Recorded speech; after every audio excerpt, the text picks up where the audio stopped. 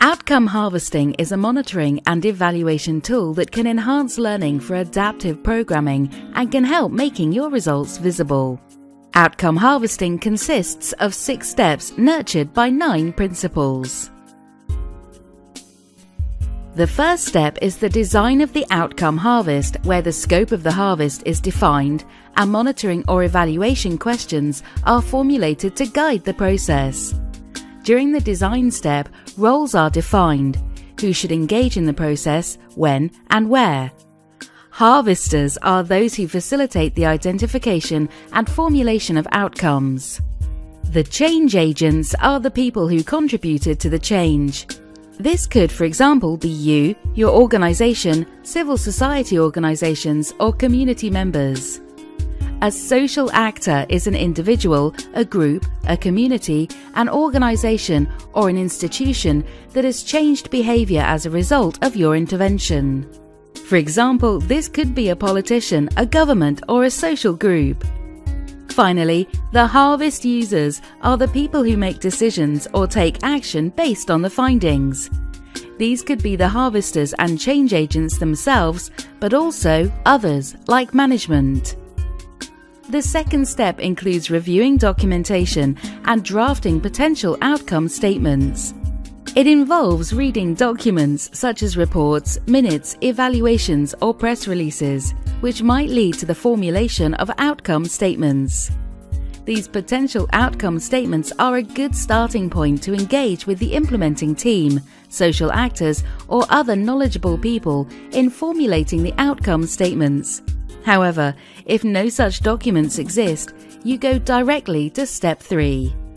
In Step 3, you engage with human sources to formulate outcome statements. This is where you will engage the participation of those who have the most knowledge of the changes that have taken place. You pose the question: who changed because of what we did? Who did we influence?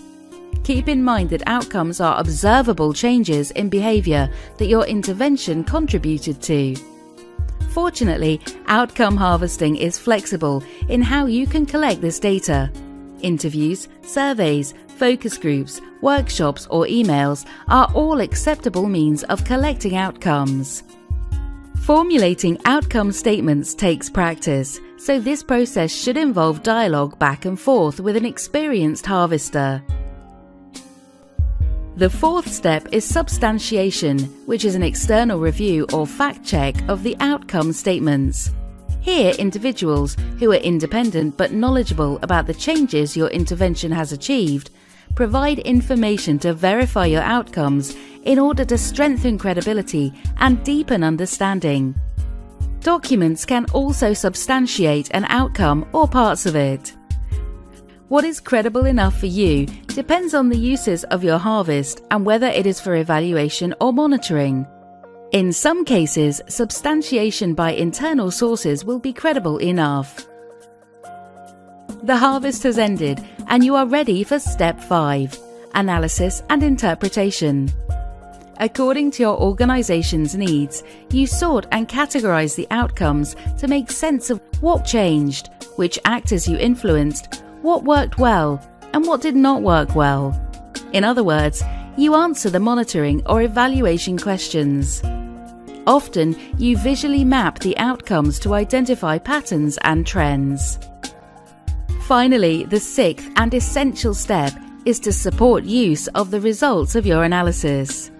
As mentioned, you use outcome harvesting to answer your harvest questions. You can also assess whether your theory of change is up to date or you are making the right assumptions.